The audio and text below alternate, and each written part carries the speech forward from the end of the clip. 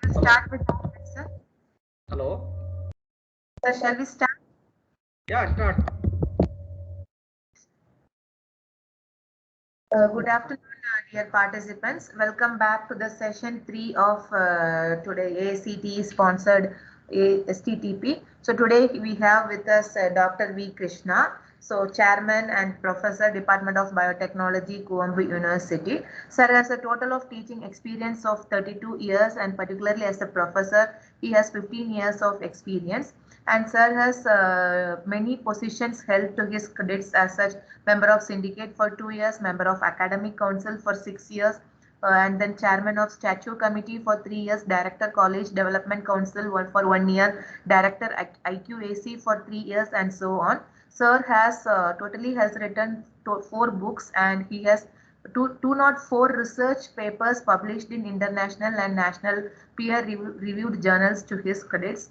And sir has completed 9 major projects from many funding agencies, and sir has a total grant received from external funding agencies so far near to 6 crores. And till now sir has guided 43 PhD students and 5 MPhil students, and his profile goes on as such. And he has received awards, more than 12 awards, for his contribution to the academic fraternity. So I, on behalf of the principal, HOD, staff and students of the Department of Biotechnology, extend to you a very warm welcome to our session, sir. Sir, session is over to you. More than all these introduction, I would like to state that I'm happy and proud to be here as a first student of Dr. V. Krishna. I am fortunate to have a guide like Krishna sir. Whatever we are today, and most of his students for that matter, whatever we are today, it may be in research, or it may be in academics, or it may be in as a human beings, it is the gift given by our guide, and we are proud and happy to have you, sir. Today it is a fortunate day for us to hear again from you about especially the medicinal plants. Sir is the renowned person in taxonomy, and I learned many things from sir, and today I am using it as to build my profile. And I hope we as a students of user, we have made some kind of recognition, and we are happy to be here as your students. And welcome to the department and the session, sir. Thank you, Dr. Kamcha. Thank you.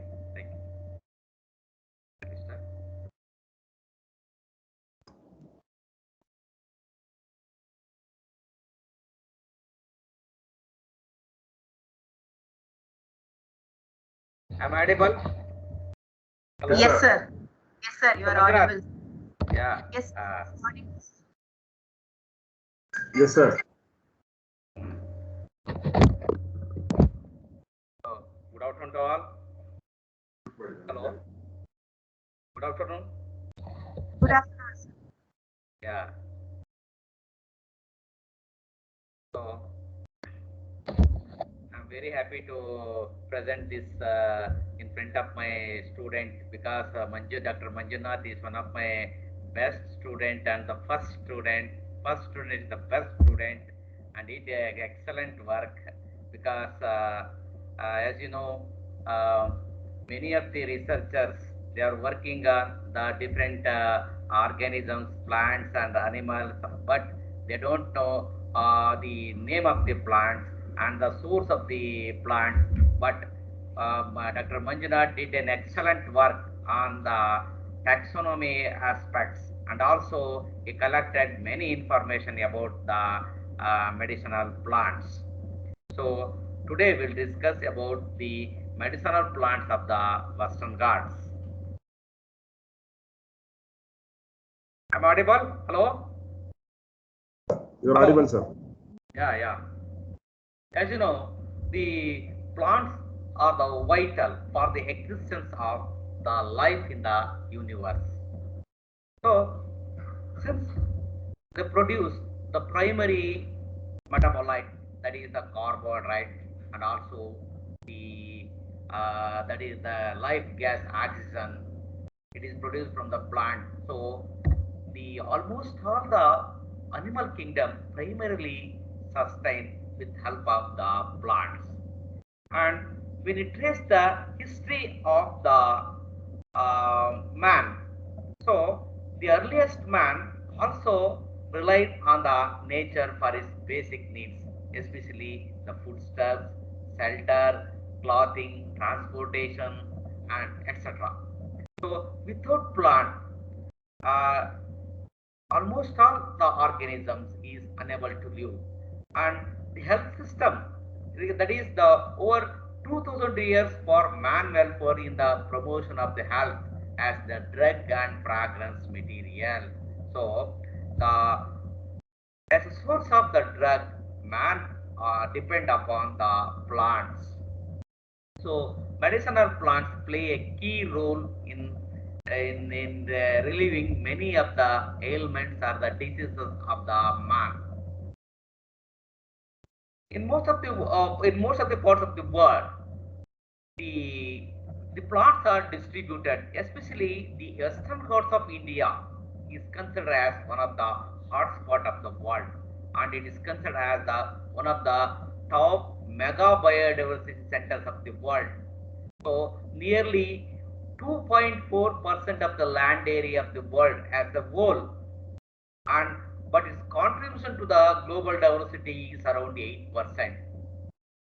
More than 4,800 48,000 species of the plants are distributed in the Western Ghats, and the favorable environmental conditions, that is the topographical regions, then the climatic heterogeneity have resulted in the variety of the plants. That is the diversity of the plants are more in the Western Ghats when compared to the Eastern Ghats.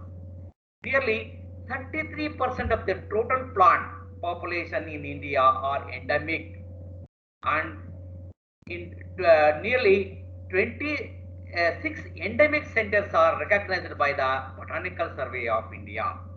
So, floristically, this region, that is the Western Ghats, harbors 4,500 species of the angiosperms, of which 56 genera and 2,100 species are endemic to this region. So they are not found in any other region. They are endemic to the Western Ghats region. So in the Western Ghats, nearly 1,000 species are considered as the endangered, and 167 species are economically important plants. So this region is considered as one of the hot spot of the world. So we are fortunate to have the Western Ghat region, that is especially the Karnataka is located in the mid-western region. Due to the anthropogenic activities such as the hydroelectric projects, mineral mining, and encroachment of the project for agriculture extensions, and also for the monocultivation, that is the monoplantations. So the Western Ghats population is dwindling day by day. So presently the ecologists are the cautions about the imbalance in the Western Ghats. So the great drawback in the study of the ecology of the tropics in the is inadequate because the exploration work cannot be conducted in a proper manner. For example, in the that is in the previous period, many a good taxonomist conducted the exploration work in some regions of the India or in the Western Ghats, but due to the climatic changes, the plants may be that is depleted, or it may be extinct in that region. As we know, many of the plant species are extinct because of the anthropogenic activities in the Western Ghats region. So therefore, it is very necessary to preserve the germplasm of the endangered and threatened plant species, and it is very necessary to document the plant species, because without conducting any kind of the research, one has to know about the source of the material, whether the material is available in a proper manner, or whether the material is an endangered one. If it is an endangered one, it has to be preserved in a proper manner. And in the many of the each plant is considered as the storehouse of the drug. Many phytochemical compounds are there in the plants, and it is available in the form of a binary mixture. Hence, it is necessary to preserve the Western Ghat material, and it is necessary to document the medicinal plant species of the Western Ghats. So, this Western Ghat region, it runs north to south along the western edge of the Deccan Plateau and separates the plateau from a narrow coastal plain along the Arabian Sea. So, along the Arabian Sea, it separates. So, it starts from the Gujarat and end in Kerala. So, the average elevation is around 1,200 meters. And many hill ranges are in the Western Ghat. For example, Sahyadri Hills of the Maharashtra. So, in Maharashtra, it is called as Sahyadri in northern Maharashtra and also in the western Karnataka. Whereas Sahya Parvatam in Kerala, it is called as Sahya Parvatam in Kerala region. And it is interesting to note that the Biligiri Hill, Rangana Hill range of the southeast Karnataka is a connecting link between the Western Ghats and the Eastern Ghats. It connects the Tirumala hill range of the Eastern Ghats in the south through Nilagiri Malay in the Tamil Nadu. So, it is a connecting link between the Western Ghats and the Eastern Ghats. So, both the type of the plant species are available in that region because it's a connecting region in this the Western Ghat elements and also the Eastern Ghat plant species are also available. So, the Western Ghats of India is endowed with vast resources of the medicinal and aromatic plants, and it is one of the 18th hotspot of the world. And this picture is the Biligiri Harangana Hill ranges, and this is the Western Ghat region of the Maharashtra, that is in Satpura mountain hill range. So, it consists of the many peaks. For example, the Anaimudi peak, it is around 2,695 meter. That is the height of that peak. This is the highest peak in the Kerala, and in Karnataka, in the Ooty, Doddabetta is also one of the highest peak, that is in Ooty, and in Karnataka, Mullayanagiri, that is in Chikmagalur district, that is 1,930 meter. That is the elevation of that peak of the region. That is it is the highest peak in Karnataka. Similarly, many peaks are there in Karnataka. For example, Baba Budadgiri Hill Range, Kudirimukha, and Biligiri Rangana Hill Ranges. Then Kumara Parvata, Pushpagiri, and the Kodachadri. So, these are the elevated peaks in the Western Ghat regions. The identification of the plants starts from the prehistoric period. As you know, the great Indian scientist Parasara described the plants in a scientific manner in his book Riksha Ayurveda. So, the word Parisara came from the Parasara, the saint, the Indian sage Parasara, because he was the first person who wrote the book Riksha Ayurveda. In this, he identified many of the plant species, and also he wrote the medicinal property of the plant, but he failed to communicate to the modern era at the global level.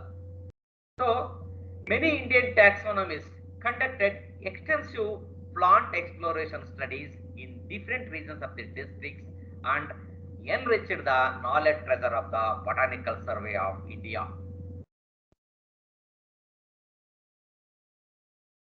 So, these are the important the floras conducted by the taxonomists of the of India, that is exploration of the plant present in different regions of the districts and regions and districts of the India. So in many of the parts of the India, many taxonomists have conducted intensive and extensive survey and documented the morphological characteristics and also the medicinal property of the plants. So this source is very important. It is useful for the further applied research. In Karnataka also, the exploration study, that is the floristic studies, was started from the in the 1800. That is the Benjamin Hein. He conducted the exploration study. Later, many scientists conducted the plant exploration study. And for example, the list of forest trees in Shumoga district by Van Somaran, and the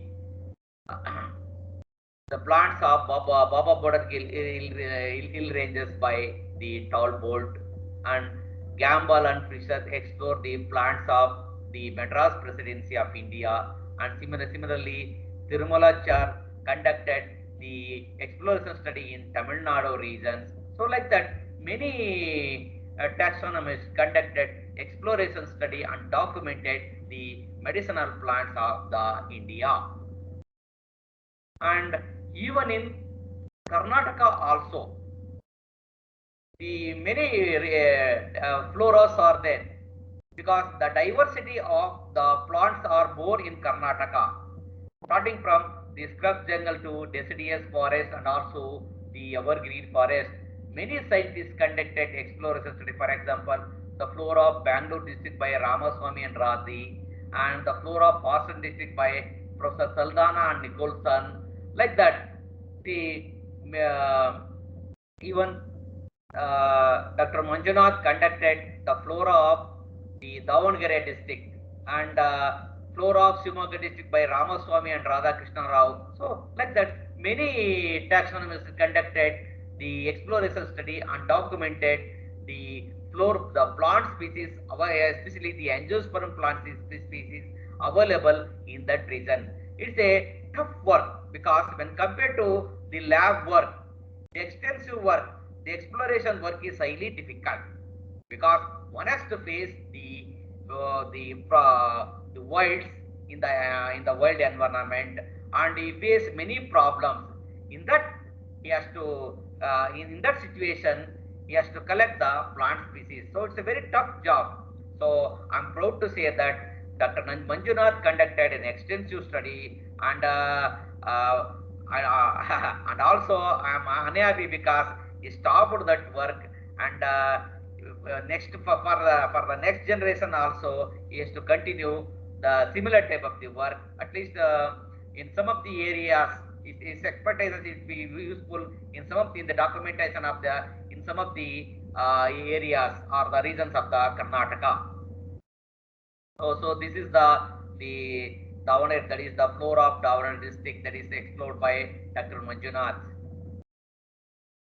and he collected nearly 500 906 species of the plant species, and Dr. Pullaya, Professor Pullaya from Anantapur helped for the compiling of the flora of the Davanagere district. And this is the comparison of the Davangere flora with the presidency of the Madras, that is the flora of the presidency of Madras written by Sir Gamble and Fisher, and also the flora of India written by Sir Hooker. So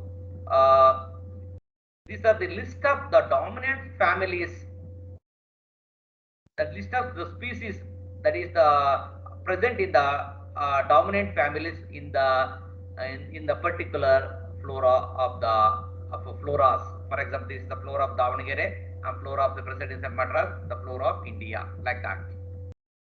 And this is compared with the other floras. Okay. We shall concentrate on the medicinal plants. What is the necessity necessity to work on the medicinal plants? So they play a significant role in the most convenient and effective health care because they are not only natural, easily available, cost effective, safe and regenerative, but also inherited knowledge of the tribes of the traditional tribes and traditional medicine. So this knowledge is to be explored properly and it has to be documented properly and it should be useful to the mankind. So search for new chemical entities by searching of the plant extracts. Nowadays, there is a lot of demand in the pharmaceutical industry for the taxonomists and also for the chemists, that is pharmacists, because every plant is a storehouse of the drug. Many kind of the secondary metabolites, for example, alkaloids, steroids, glycosides, they are is there in a binary mixture. Only the technician has to be separate in a proper manner by using different kind of the extracts, and the screening of the biological activity of the phytochemicals are desirable not only for the discovery of the new therapeutic compounds but also disclosing the value of new source of economically useful material. Some of the novel compound will be available, so that novel compound should be useful to the mankind because um, many of the Indian medicines are explored or the subjected to rigorous phytochemical screening by the that European country scientists, and they patented their that compounds for the therapeutic efficacy of the particular disorders. The source is in India, but they conducted the research on Indian medicinal plants. So, especially in the Western Ghat region and also Eastern Himalaya region and in the Eastern Ghat region, many kind of the diverse type of the plant materials are there. These plant materials has to be subjected to rigorous phytochemical and pharmacological screening, and during that process the novel compound should be available. The therapeutic efficacy of the novel compound has to be screened in a proper manner by using the many applied techniques. So you will get a new compound, a new drug. So if a new drug is available, it is possible for the establishment of a pharmaceutical industry. So in India, only a few plants subjected to the phytochemical and pharmacological screening. Many of the plants are yet to be investigated. There is a lot of opportunity to the scientists to work on the medicinal plant. So a careful and extensive study on medicinal plant is necessary to identify newer plant products, to evaluate efficacy of the compound to combat the particular diseases, because the organisms also changes due to changes in the environment, because the best example is the corona condition. The organism is modifying because of the changes in the environment to combat that diseases. A particular compound, a particular drug has to be investigated. That drug can be used as a drug material to control that disease. So in spite of tremendous advances in the modern medicine, there are a still large number of diseases or ailments like hepatitis, arthritis, diabetes, psoriasis, herpes, leukoderma, leukemia, and also AIDS, for which there is no suitable drugs in the allopathy system. Still depend upon the Ayurveda, that is the natural medicine, to combat that diseases. So, because the plant consists of the novel compounds, that compound will act and that particular diseases. So one has to investigate the that is the phytocompounds present in that plant material. So these are some of the rare plants of the Western Ghats. For example, uh, Disaxylum, Penectiparium, then Aristolochia indica, and it's popularly known as the Ishwari Balli in Kannada, and also in Sanskrit also. Then Begonia species and Piper longum, Pipli.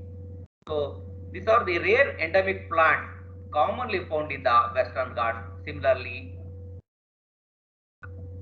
Abelmuscus muscat in Kannada it is called as Kasturi Bente, and Terminalia chabula, Adalekai, and Campothecia, the well-known anti-cancer drug Camptothecin. It is extracted from the Campotheca species. It is a endemic plant commonly found in the Western Ghats. Similarly, another plant species that is Hypericum mysore, it is commonly available in the Chikmagalur region, that is Kudremukh hill ranges. So, it is used as to control the AIDS, and also this plant material used to control the various kind of the woods, that is the leaf extract, stem bark extract of the plant is used or are screened to control different wound models, that is the excision wound, incision wound, and also dead space wound models in the rats. And that is Polo K. Mukherjee. He published a paper on the studies of in vivo wounding activity of the leaf extract of the Hypericum mysurens. So he collected the material from this region.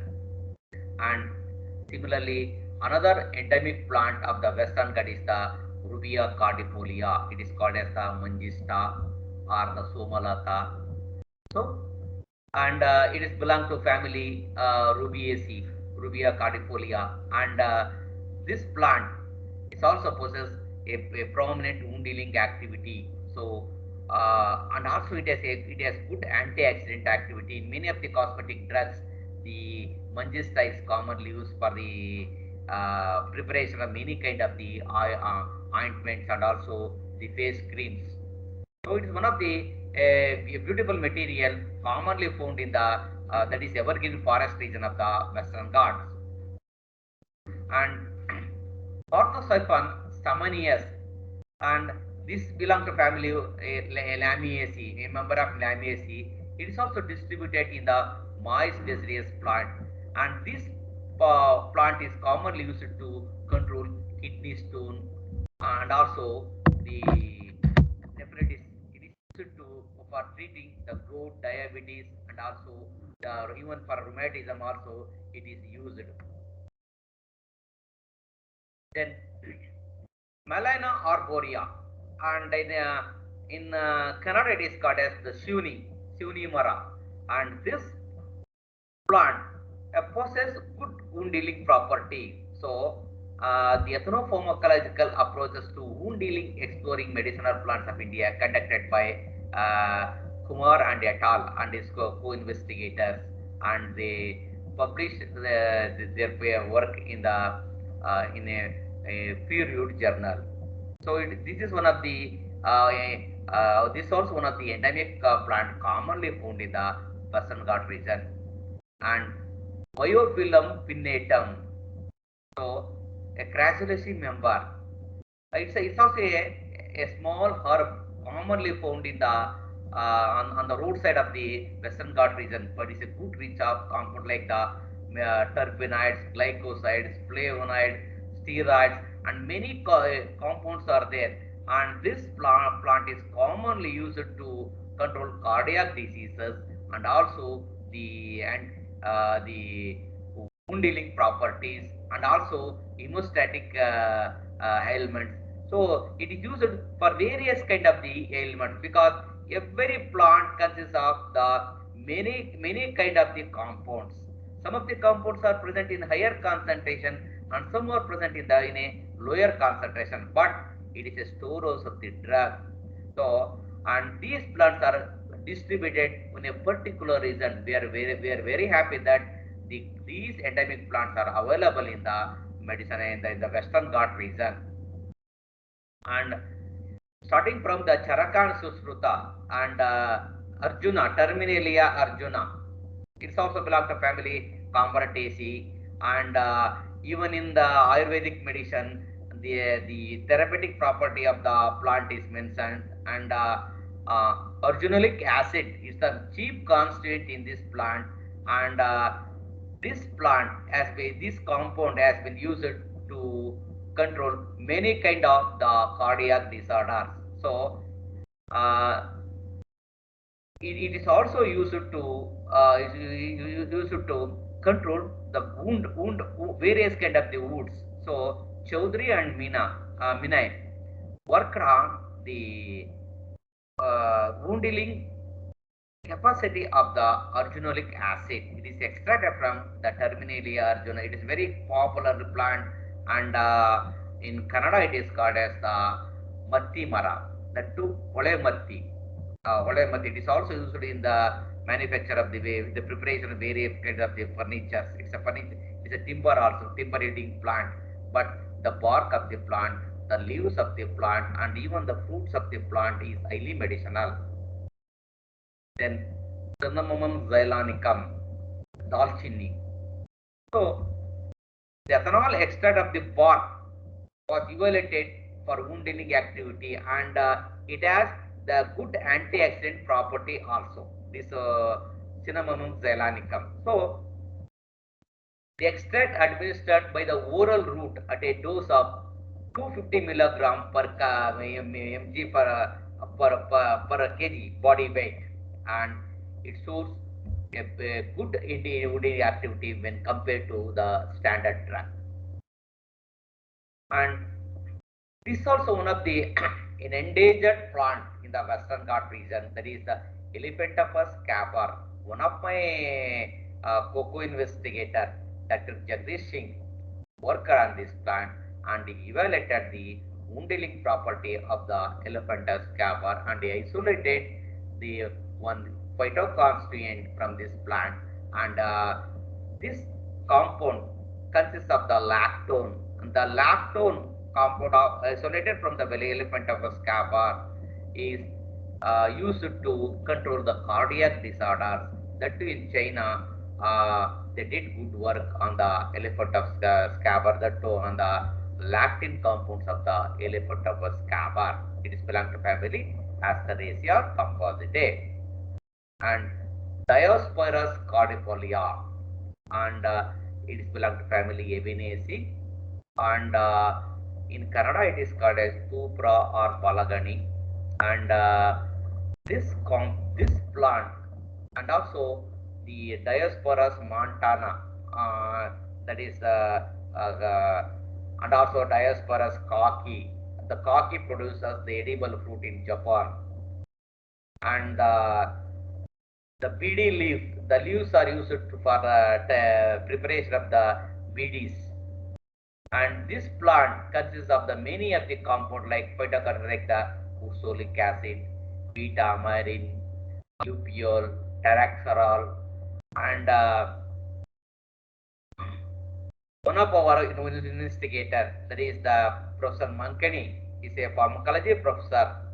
He worked on this plant. He isolated many of the compounds from this plant and he screened the pharmacological property of the Diospyros cordifolia. Similarly, the Coccinia grandis, the wild tonde, it is called as Coccinia is the tonde. This is not that is the cultivated one, of the wild one. So it is belong to family Cucurbidaceae. So the plant is used to control kapha, pitta, constipation, burning sensation, leukemia, skin diseases, fever, asthma, kapha, and also jaundice. So the alcoholic extracts of this plant was evaluated against CCL4 induced hepatotoxicity in rats. Then Annona squamosa, that is Sitapala. This is also one of the important medicinal plant, and it is commonly found in the dry deciduous regions of Karnataka, and the bark extract of the Anonymous fungus also screen for hepatoprotective activity, and also it possesses the anti-cancerous property. Another its related species, the Anona, that is Mucorata, that is called as the Lakshmana Pala or Anuman Pala. Even the fruits are also commercially available, and it has a good anti-cancerous property. And Anona reticulata, that is the Rampala, that fruit is also delicious, but the bark of that plant used to control the various kind of the cancers. It is evaluated to control the tumor cells. Then Eagle mormulus, that is the Bilpatre, that is it is also it is belong to family Rutaceae, and starting from the ancient time this plant is used, and it is used to it has a good hepatoprotective property, and also this plant that is used to control dandruff also, and for the development of the for the growth of the hair also the food pulp is used, and it is popular. Solanum nigrum. This is also one of the commonly found endemic plant in the Western Ghat region. That is it is belong to family Solanaceae, and it is called as the cock-ear. The red fruit is there, and the white fruit is there. Red fruit is very rare, and the black fruit is very common, and it is also cultivated in some of the region. So the effects of Solana nigrum extract was evaluated on steatamide induced liver fibrosis in mice by oral administration. So it is also used to control the CCL4 induced liver damage in the rats.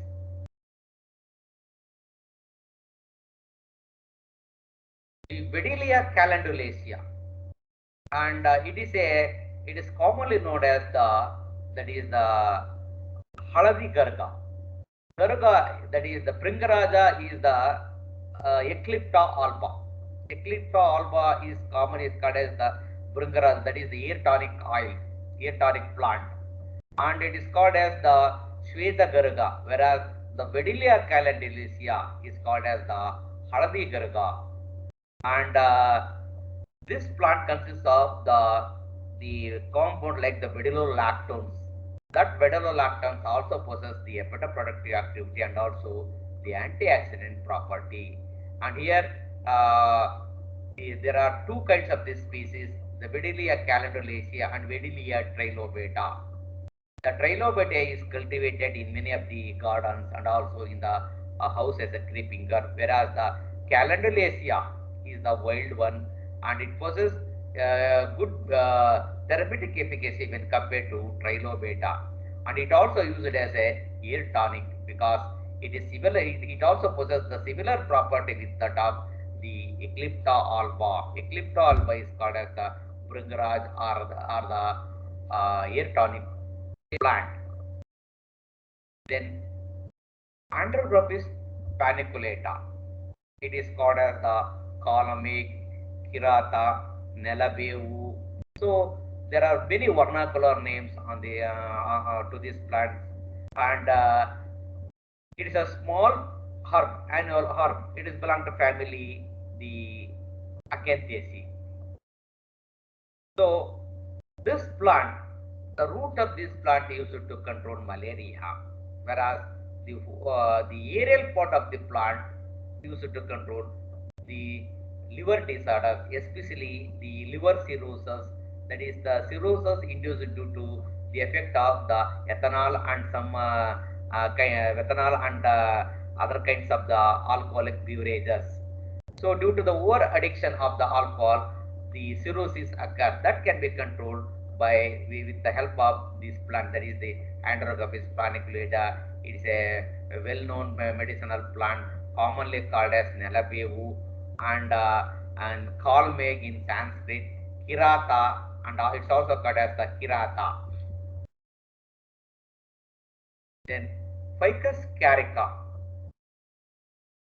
So it belongs to family the Moraceae, and it is cultivated also because anjur, the fruit anjur is obtained from this plant, and the anjur, the fruit, the extract of this fruit is also evaluated for the hepatoproductive activity, and the extract at a oral dose of 500 mg per kg body weight exhibited significant hepatoproductive effect by lowering the serum marker level. This was worked by the Krishna and et al. In 1917.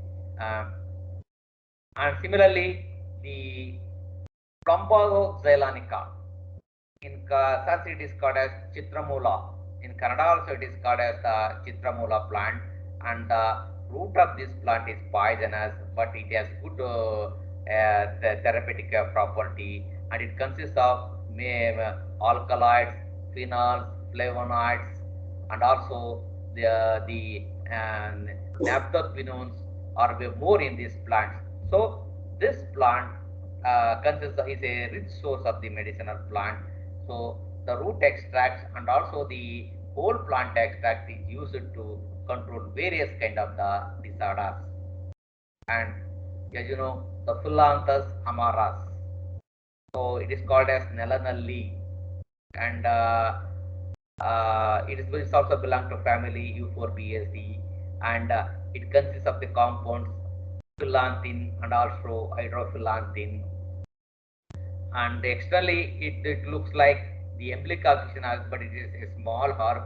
Emblica officinale is called as the amla. It is rich in the antioxidant compound, but this Phyllanthus amaras is commonly used to control the various kind of the liver disorders, that is the liver necrosis and also the cirrhosis.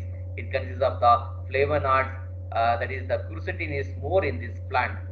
The concentration of the quercetin is more in this plant. That's why it possesses the hepatoproductive activity, and many of the investigators used quercetin as the reference drug to evaluate the therapeutic efficacy of the hepatoproductive property of the other unknown drugs.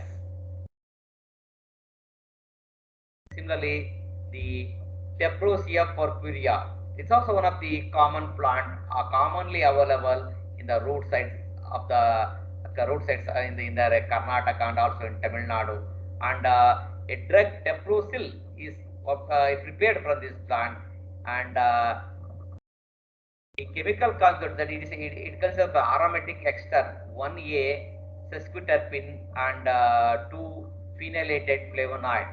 So it has a good hepatoproductive property. So it's also used to control hepatoproductive activity. It is also used to control the disease of the heart and also blood, tumor, ulcer, leprosy, asthma, and also as an antidote to control the scorpion bite. So every kind of the medicinal plant possesses different kind of the therapeutic efficacy depending upon the availability of the specific kind of the phytocompounds, because when the plants are exposed to the unfavorable condition, the biosynthesis of the secondary metabolite takes place in that plant, and that secondary metabolite accumulated in plant, and it is used as a drug to control the various kind of the disorders. So Tyagarajan et al. And his group worked on this plant. They isolated the phytocompound and screened the therapeutic efficacy or the hepatoproductive property of the Tephrosia purpurea. Similarly, the Cassia roxburghi is also one of the plant commonly cultivated in the garden, and it has a good wound healing and also hepatoprotective property. It is a good antioxidant property also. And Grevia tiliafolia, and it is called as Tadasolu, and it is one of the endemic element in the Western Ghat region. And one of our student now is in Malaysia, Dr. Kadir. He worked on the that is he isolated the various kind of the phytocompounds from the bark of this plant and screened the therapeutic efficacy of the phytocompounds of this plant. And Brodelius candens, it consists of the taraxarol is the and also the podophylla toxin. It is very common. It is present in this plant, and it also possesses used as a anti-cancerous and the hepatoprotective plant. This is so application of the biotechnology. The term biotechnology is 50 decades old, but the technique is very ancient. As you know, as a student of the biotechnology, so especially the technology students, you know the various kind of you applied various kind of techniques in the field of the biotechnology. It is the application of the science and technology to living organisms as well as the parts, products, and the models thereof to alter living or non-living materials for the production of the knowledge, goods, or that is and knowledge, goods, and services. So, it is the application of the indigenous and scientific knowledge to the management of the microbes or the higher organisms or the cells for the production of the beneficial compounds for the benefit of the mankind. So, with this technology, with the advent of this technology, many kind of the organisms or the plants are exploited in industry for the production of the useful products. The medicine, as I mentioned, the medicinal plants consist of array of the compounds, but it is not possible to exploit, to deplete the plant sources in the natural condition. But as an industrialist, you required the material, that is the natural material of that kind for the production of the novel compound. In such a cases, the compound has to be chemically synthesized, or the cells are cultured in the laboratory. The cells are induced to produce that compound, and that compound can be exploited in mass in a large scale, that is, or in an industrial scale.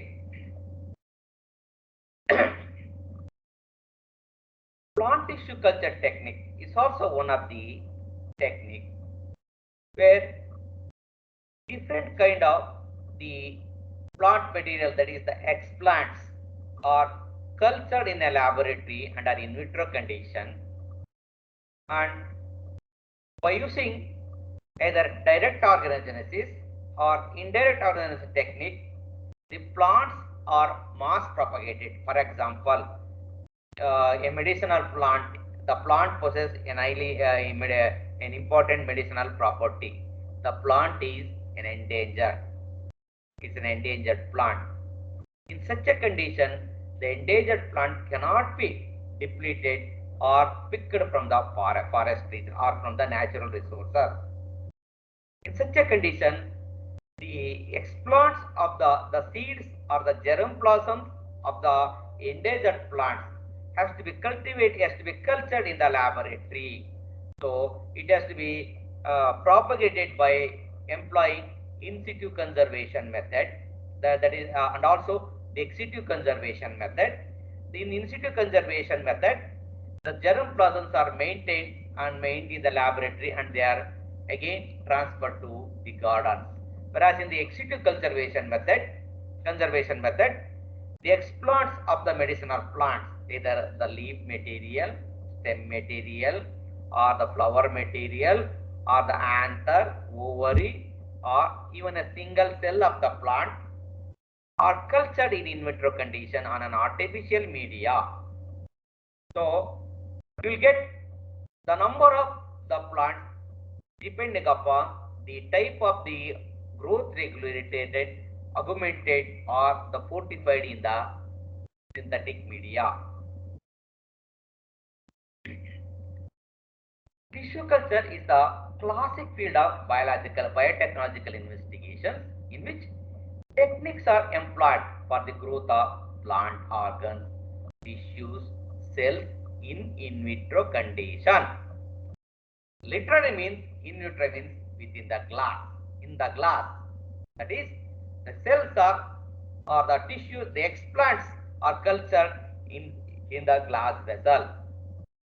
So a large number of, by applying this technology, a large number of the plant species can be propagated all around the year. And the breeder is no longer restricted by season in the production of the plantlets or its component. For example, if it is an agricultural crop, or the plant produces the seeds once in 12 years or once in 5 years. In such a condition, a breeder has to wait for the season, a particular season. But in this technique, the zonal explant of the material of the endangered or a particular species, plant species, can be cultured in vitro condition by using the nutritional formulations. The methodology of plant tissue culture was originally developed to study the physiology of the growth and morphogenesis of the isolated plant. First, this technique was employed to know the physiological conditions of the plants, because a particular type of the growth regulator, for example IAA or kinetin or BAP, that is 6-benzyl purpuraminopurine, are incorporated into the media, or the media is formulated in a defined manner. For example, Morrissey and Skoog media, Linz, Mayer and Skoog media, like that. Many kinds of the nutrient formulations are there. So, in that particular media, appropriate concentration of the growth regulators are incorporated, and the plant material, that is the explant, is inoculated onto the media under aseptic condition in laminar airflow hood. So the morphogenesis takes place. First, this technique was developed to study the physiology of the growth and morphogenesis. Now, by using this technique, millions of the plants can be propagated, and even a microscopic piece of the plant or a cell can be used for the multiplication of many kind of the plants. So a cell is cultured, a cell is isolated by using the suspension culture technique, and that cell can be used as a source of material, as a source of the explant, and from that cell it is possible to produce million kinds of the plants. So a breeder cannot depend upon the season, similar with that of the in vivo condition or the normal breeding condition. Even in the culture of the medicinal plant, the plant tissue culture is advantageous in the production of the secondary metabolite production, because in natural condition, the biosynthesis of the secondary metabolite takes place when the plants are subjected to stress condition. For example, the biosynthesis of the when compared to the plants available in the Shivamogga region and also the plants available in the Chitradurga or Ballari region, where in Ballari and Chitradurga region, the availability of the biosynthesis of the secondary metabolite is more when compared to Shimoga or Malnad region, because stress is more in that region. When the plant subjected to more stress, the production of the metabolite takes place. Here, the culture, the medicinal plants are, the explants from the medicinal plants are isolated and cultured in the cultured on the artificial media, and they are maintained in the optimal culture condition, that is the optimal light and also temperature, humidity. In that condition, due to the effect of the growth regulator incorporated into the media, and also the effect of the natural growth regulator present in the plant. In the plant materials also, the natural growth regulator is there. For example, kinetin is there, IAA is there, and so zeatin is there. So the natural regulators can interact with the that is the incorporated growth regulators, exogenously supplemented growth regulator. When they interact with them properly, at that condition, the organogenesis takes place. Otherwise, simply the proliferation takes place. So, when the organogenesis of two types, that is the direct organogenesis and indirect organogenesis. In direct the organogenesis of the shoots or roots takes place without intervening the callus phase. Whereas in indirect organogenesis, first the explant convert into the callus mass. The cell first convert into differentiation phase. In differentiation phase, the effect of the enzymes play an important role. As a result, the cells proliferated and form a unorganized mass of cells. It is called as the callus. If the callus inoculated or subcultured onto the differentiating media, then the morphology of the callus changes. And one of the beauty of the tissue culture is, it is also possible for the production of the novel compound. Due to the effect of the growth regulators, under controlled condition, the cells can able to synthesize new compounds or the compounds that are present in the medicinal plant. For example, camptothecin is one of the important medicinal plant in Campothecia. That compound can be obtained from the callus of the plant. From the callus, it is possible to produce the required secondary metabolite. So, in industrial, it cannot depend upon the natural source for the raw material. By using the culture strains, it can able to produce mass of the cells. From the mass of the cells, it can able to isolate the desired plant. It can able to engineer the cells by using various kind of the elicitors or various kind of the stimulators to the cells. As a result, the cells can able to synthesize various the desired secondary metabolites. Similarly, the suspensor culture also one of the important techniques that is used to commonly used for the production of the novel compound. There, the precursor chemical is added into the in vitro cells. So, the compound is produced in an enhanced quantity. And new routes of biosynthesis of metabolite can be recovered from a deviant mutate cell lines, which can lead to the production of the novel compounds which were not previously found in the mother plant. So that compound cannot be found in the mother plant, but it is there in the that is the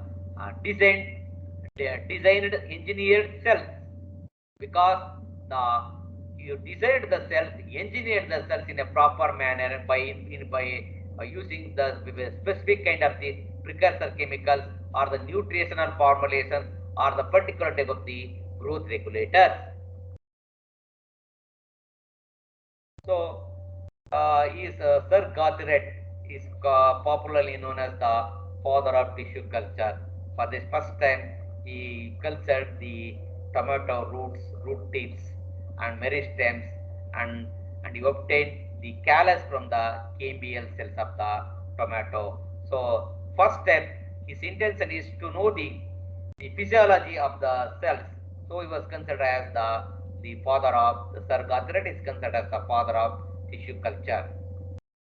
And the great man, that is the Murashige from Japan. So in most of the industries and also in the institutions, Murashige and Skoog Midi is most popular. And the nutritional formula designed by Sir Murashige and Skoog is most appropriate, and in many of the culture studies, this media is used as a standard media. And into that, the various kind of the nutrient formula, the growth regulators are added, and various kind of the organogenesis was obtained from the cultured axe plants. We were to salute to the Murashige because the pioneer researchers who formulated the widely available media, that is the Murashige and Skoog media. And these are the milestone investigations in the plant tissue culture. The various kind of the investigators like Gathret, White, and Hoover Cook, and also Hawkins, Morrell. So they conducted research, and they formulated various kind of the media, and various kind of the techniques are developed in the field of the plant tissue culture. There are various factors affect the growth and organogenesis of in vitro condition, especially in the culture of the medicinal plant. For example, the size of the explant. The explants should be in a size should be in a proper manner. It should not be so big or small. The source of the explant is also very important. The explant has to be taken from an healthy plant, an allied plant, then only it is useful. And the age of the plant is also very important, and the seasonal variation. The explant has to be collected in a particular season, and then it gives a good result. Then oxygen gradient, then quality and intensity of the light in the cultural condition, then optimal temperature, plant growth hormone, even in a particular plant species, different plant material, for example, leaf, stem, flower, responded at different growth rate concentrations, or even the temperature. Then culture media, the nutritional formulation also very important. As I mentioned, Sir Murashige designed the Murashige and Skoog media, and agar agar, it is as you know, agar agar is obtained from a brown the red algae, the Gracilaria, and it is used as a gelling agent for gelling of the media. And the pH of the media is also very important, and age of the culture. So you have to subculture the material frequently, and it should not be maintained in the same media, because the browning or oxidation of the media takes place. As a result, browning of the cells takes place, and the cells are unable to proliferate. So age of the culture is also very important. So these are the important factors commonly noticed in the organogenesis process in vitro condition.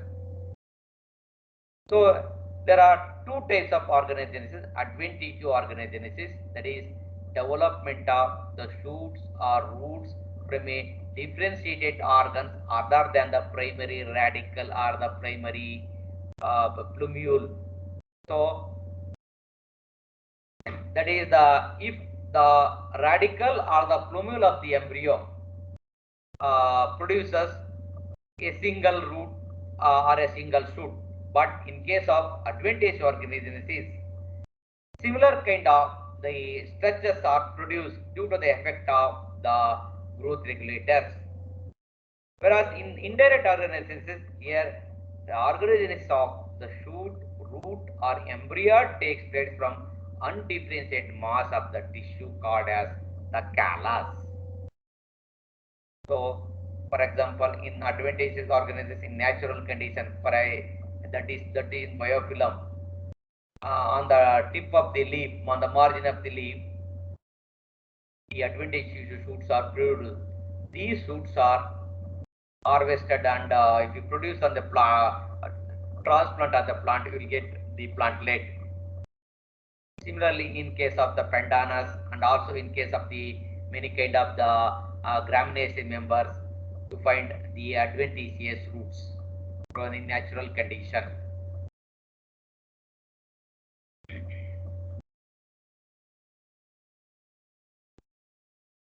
Here, this also especially in case of the banana, the in industrial level, the banana is commonly used, and by using the micro propagation technique, large number of plants are produced. These are in industry here, the mass production of the banana. So, in our laboratory also, the protocol is standardized for the micro propagation of many of the endemic medicinal plants of the Western Ghats. Many of my research colleagues conducted an extensive research, and the standardized protocol for the mass multiplication of the endemic and also the endangered medicinal plants. For example, so this is Entera persetta. It's a big lion plant, and in Kannada it is called as the Kanape. Dr. Vidya, one of my student, worked on this plant, and the seed of this plant is the largest seed among the angiosperm, and the fruit is also more than 1 meter, 1 to 2 meter length, and the climber is very big. It's a big lion.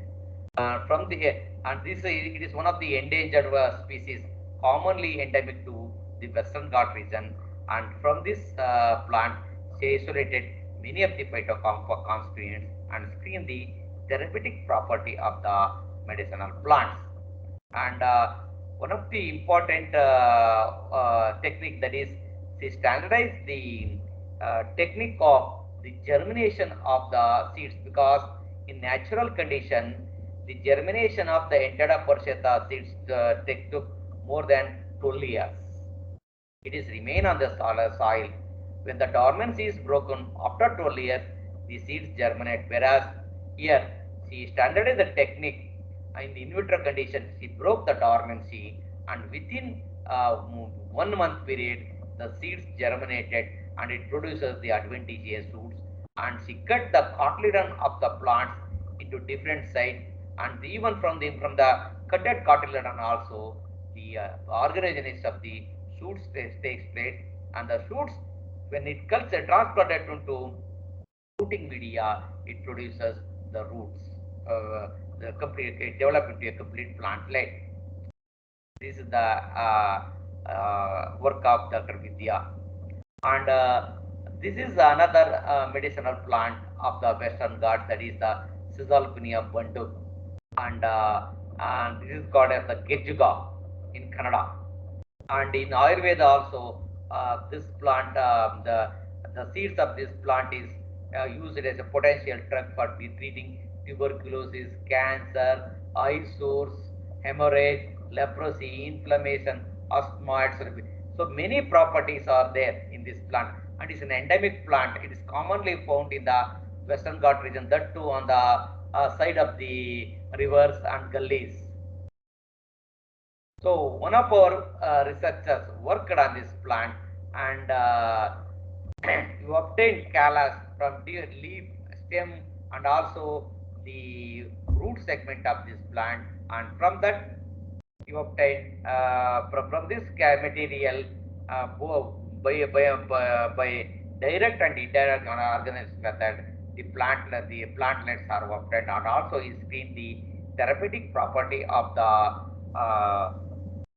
bark extract and also the leaf extract for various kind of the disorders like the cancer, and also the hemorrhage, and also for liver disorders, and also the diabetic wound healing property. It has a good diabetic wound healing property.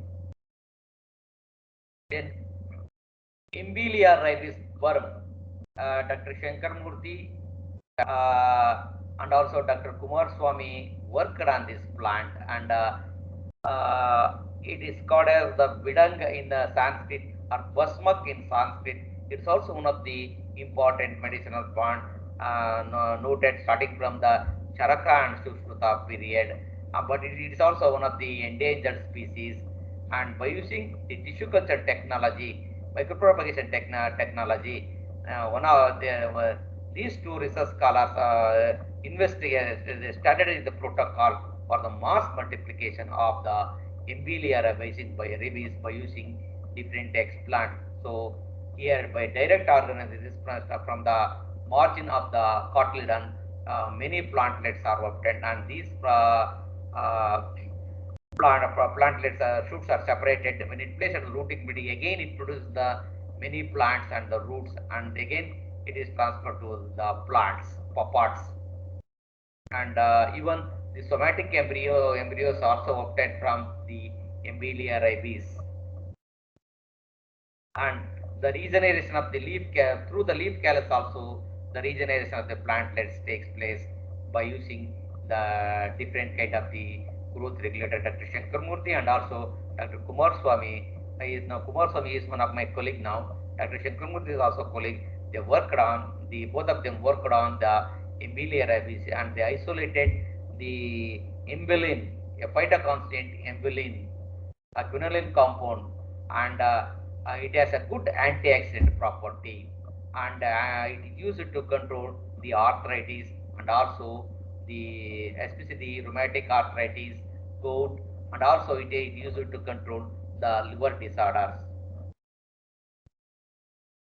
This is the even by using the from the flower, but also the callus is obtained, and the plant is mass propagated by using the different kind of the explants.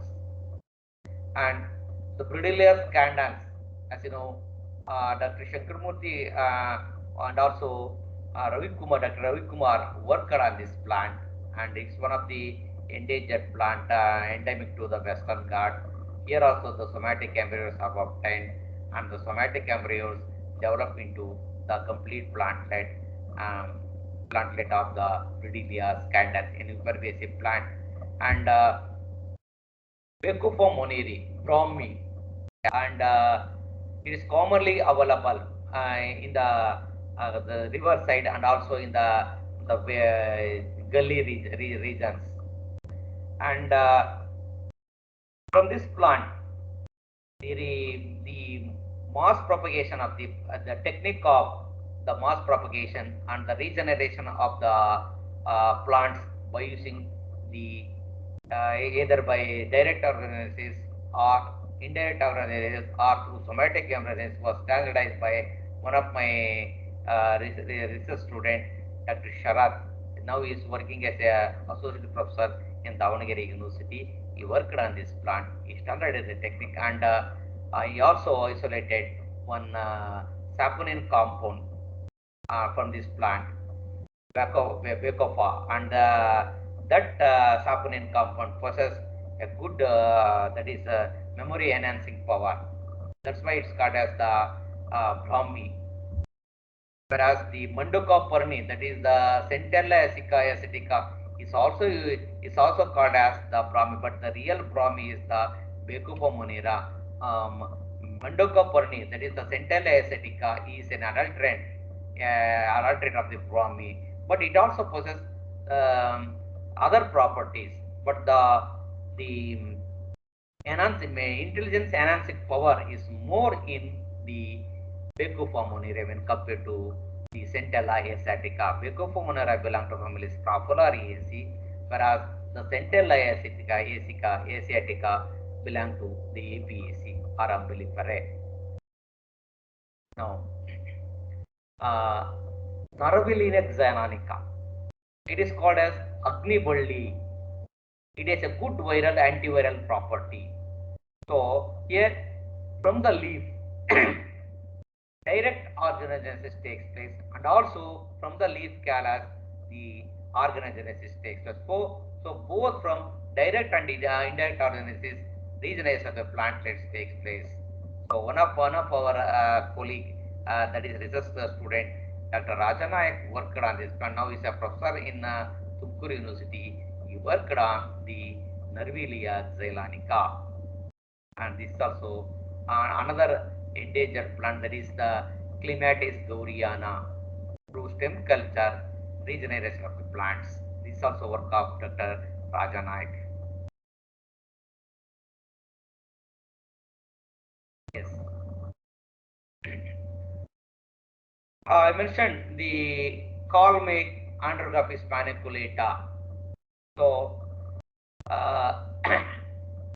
since it is an endangered one, so the one of our researcher, Dr. Nagaraj, now is working as a professor in one of the engineer college in Bangalore, and he worked on the Andrographis paniculata. He standardized the technique for the mass propagation of the plantlets, and also isolated one phytocompound from this plant, and screened the therapy, that is the andrographolinon, isolated andrographolinon, and also cambaphusin from the leaves of this plant, and screened the hepatoprotective property of the methanol extract of the Colmake by using CCl4 induced hepatotoxicity model.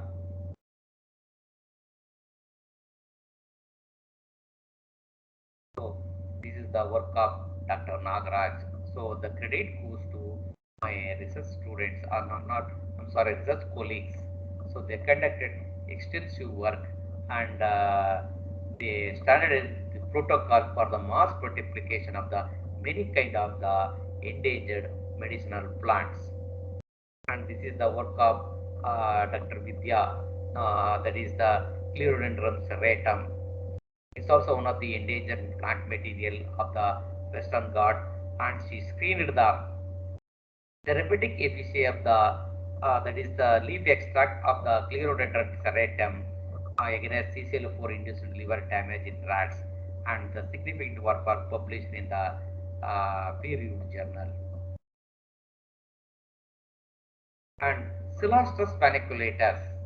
So this is also one of the endangered medicinal plant of the Western Ghats. It is called as the Jyotismati, and Gangadipalli in Kannada. In Sanskrit, it is called as the Jyotismati. Dr. Harish, Dr. Maruti. Dr. Maruti is in Ujjare College, Dharmastad, and Dr. Harish in UBDT College, Engineer College.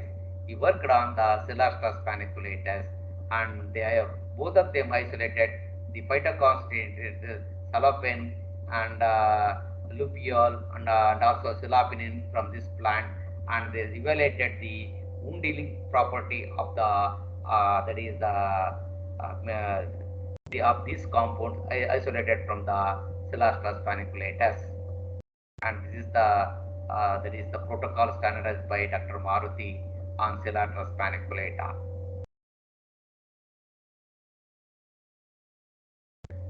So, in culture condition, especially when the explant, either a leaf explant, stem explant, or a flower explant, inoculated on a media, the morphology of the callus varies due to the influence of the growth regulator.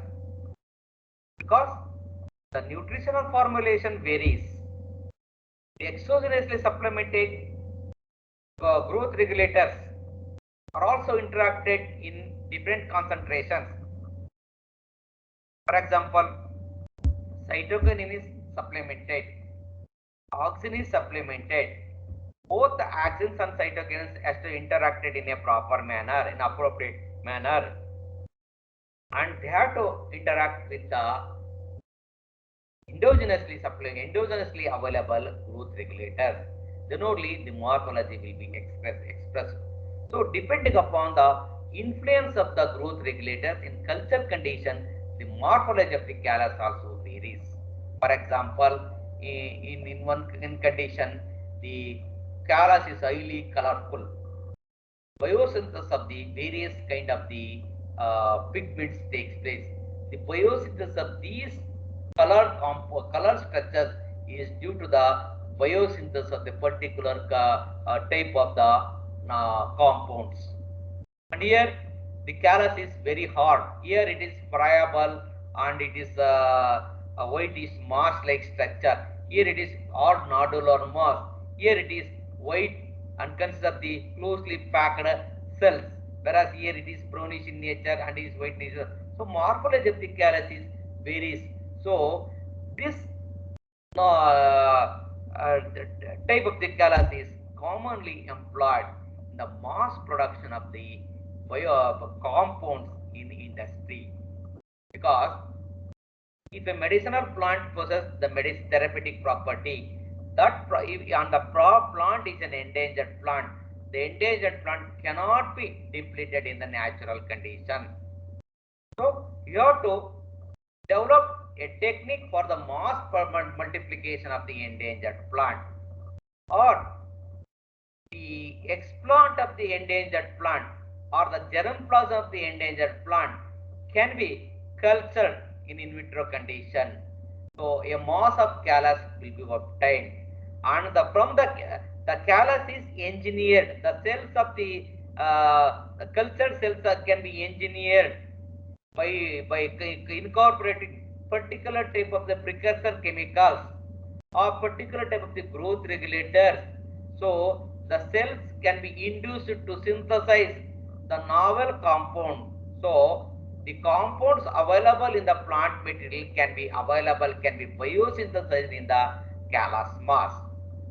So that type of the callus can be mass propagated in industry on an industrial scale, or the callus, from the callus the compounds are as harvested similar with that of the in vivo plant. So cell suspense culture is another technique. For example, the callus is obtained, the a pigmented or the colorful callus is obtained, and that callus is cultured on a liquid media. Here agar agar is omitted. So due to the influence of the growth regulators, the cells multiplied, the suspension, the callus suspension is obtained, and this can be cultured in a batch-wise manner or in an industrial scale. It can be cultured in a large-scale manner. So various kind of the bioreactor, that is especially air-lift reactor, is commonly used in the mass production of the that is the area, that is cell suspension cultures, and also area roots. And here the cell suspension is prepared, and the cells are observed under the suspension is observed under the microscope. Here you find the cells has to be separated, and this is the aggregation of the cells, that is cell biosynthesis synthesis, that is cells are synthesized, and they form again the mass of the callus. A single cell develop into a mass of callus, and sometimes the cell suspension is inoculated onto the petri plate, and from each cell a single mass of callus is developed. So these callus develop from a single cell, and from that again the plantlets are obtained, or the cells are multiplied in a large scale, and the compound is harvested from this type of the cells from callus mass.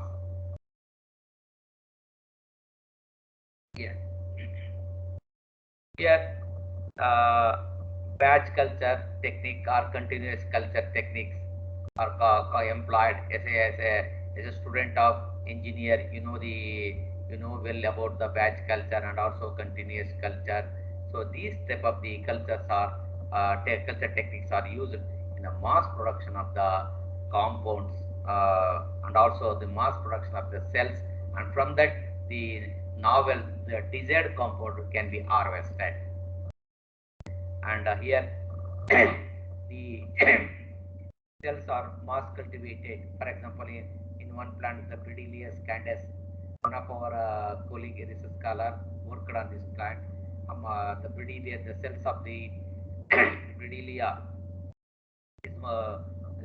that is the callus is obtained from the leaves of that plant. Then it is by using a gyratory shaker, the cell suspension is prepared. So initiation stage, and then in the increased stage, that is the density of the cell mass is more, and in further shaking here, the biosynthetic compounds also takes place from the cell mass, and from that the crystallized compound is obtained and is called, and the compound is identified as the photophylloctaxin. So here from the Western Ghat plant, the photophylloctaxin is obtained. So it's also a novel technique. So hairy root. Normally roots are the positively geotrophic, and they may be that is the taproot type in case of the dicot, and in monocot it is adventitious roots. But due to the due to the infection of the bacteria, a kind of the roots are developed. So you can induce the plant material by inoculating that is the bacteria into that one. So as a result, the air type of the roots are developed, and these roots are not the normal roots. So secondary metabolites production takes place in these roots. So you can get many by using this technology, many kind of the secondary metabolites are produced by culturing the explants and in the artificial condition, in the in vitro condition. So the advantage, that is the secondary biosynthesis in the transformed root is genetically controlled, and it is influenced by the nutritional and environmental factor. You can alter, you can engineer the condition. The composition of the culture media affects the growth of the secondary metabolite production. You can engineer the cells by altering the media formulation also. Especially the sucrose level play an important role. In the sucrose level and also nitrogen source play an important role in secondary metabolite production. So hairy roots, the source of cells are in the tips. So the proliferation occur at the apical meristem, and the lateral roots are far behind the elongation zone. So when compared to the normal roots, hairy roots are different. Hairy roots are by using the airlift reactor, the hairy root cultures are maintained in the reactors, and the biosynthesis of the secondary metabolites observed in the reactor. So by using in the industrial scale, many kind of the secondary metabolites are produced by using hairy root technology. So thank you so much. So am I audible? Hello?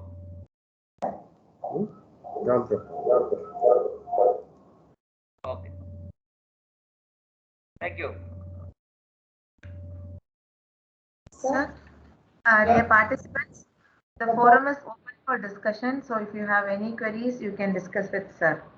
Okay, okay.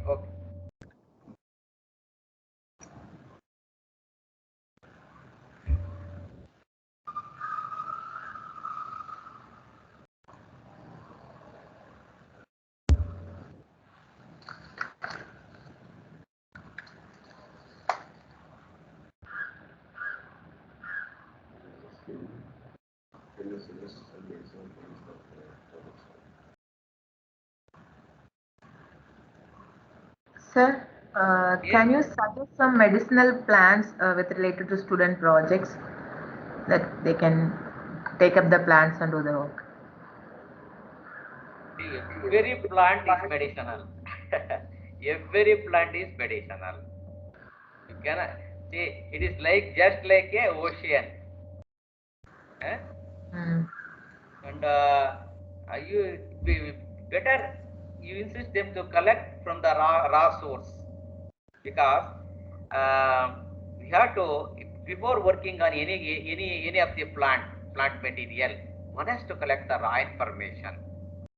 That is the part, in particular region, one of the plant is used to cure a particular type of the ailment or diseases. So by using the technology, you have to provide you have to authenticate the therapeutic efficacy of the plant or the drug obtained from the plant. Not only a single one, sometimes a formulation of the drug is the drug consists of a formulation, one or two plant materials, because the traditional practitioner, in the light of his practical experience, he can prepare the formulation. Sometimes some of the plant materials are the poisonous. It has to be pre-treated before the preparation of the drugs.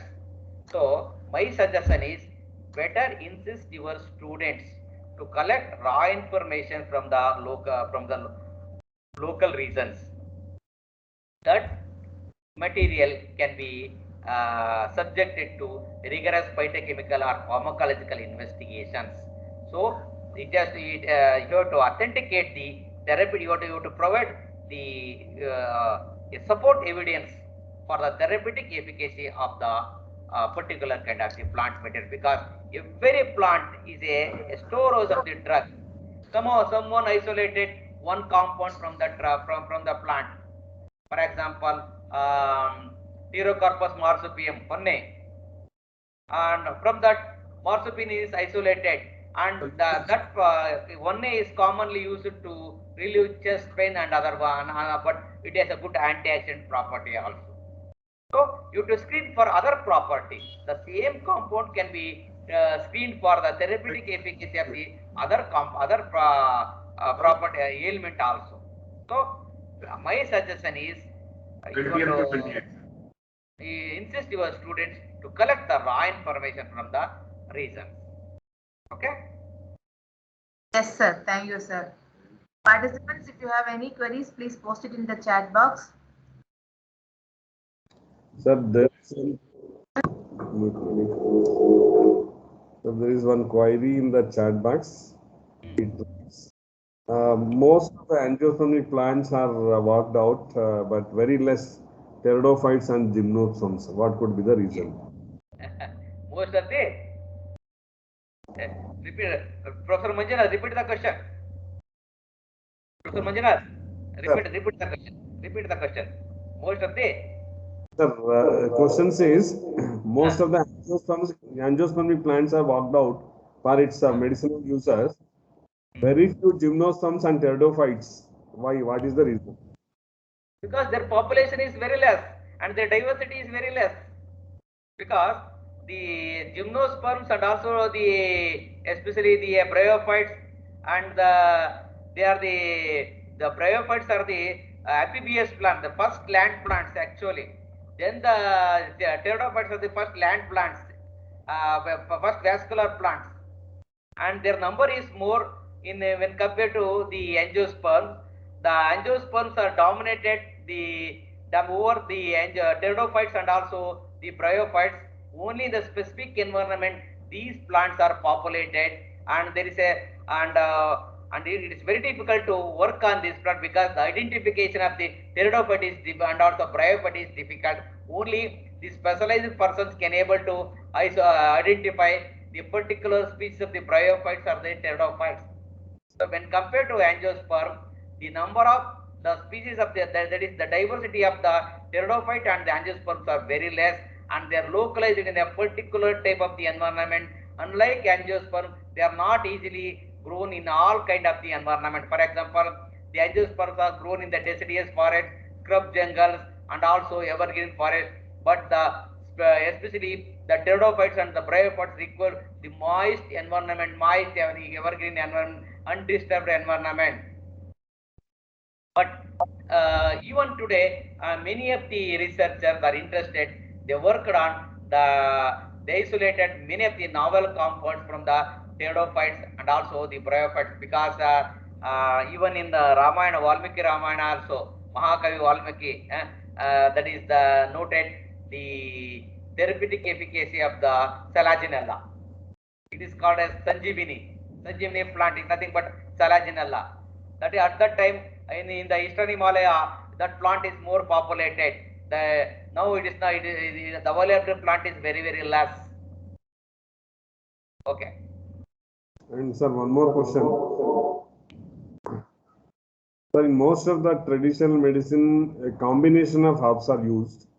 Yeah. And to identify the active ingredient, one compound in that.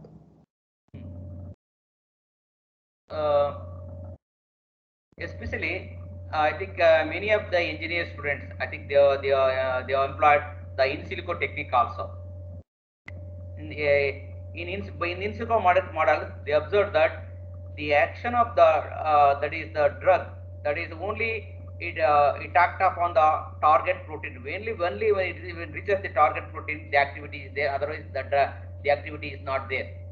So sometimes some of the compounds, they have to be prepared in a formulation. In the formulation, they act as a nano compound. A nano compound may be synthesized in that formulation. For example, the Plumbago xylonica is treated with it's a poisonous. The roots are treated with the lime or the sometimes the calcium carbonate. Then the poison is reduced. Then it is treated. The extract is treated with some of the compound. Sometimes the compound, the plant material is boiled and the extract is treated with some of the compound, or sometimes the soil is mixed with that one. During that process, a combination process, a nano drug will be developed. That nano drug will act as a drug and therapeutic compound that will control the disease. The best example is in the especially in the industrial scale. Penicillin, in the biosynthesis of the penicillin, phenylacetic acid used as a precursor. If phenylacetic acid is not used, penicillinic acid is synthesized. Penicillinic acid doesn't possess any antibiotic property, whereas the penicillin C or penicillin F or penicillin BV, they possess antibiotic property. So the phenylacetic acid is not added into, if the precursor chemical is not added into the media, the penicillin production doesn't take place. So penicillinic acid same is also possesses the same beta lactam ring structure. It is an acid, but the side chain is different. That's why even in the combination also the effect may be increased or sometimes decreased. And sometimes in the single compound possesses the more therapeutic efficacy when compared to the combined effect. In some of the cases, the many kind of the drug materials are used in the bark, leaf, or sometimes the roots or the flower extract is used in the preparation of the composition. So that is depending upon the practical experience of the that is traditional practitioner. In the light of his practical experience, he is capable to prepare the drug. And as a researcher, we have to evaluate the therapeutic efficacy of the drugs by evaluating the lethal dose. So lethal dose has to be evaluated. Then only it has to be administered in a proper manner. Otherwise, a drug will act like a poison. It will kill the victim or the patient. Okay.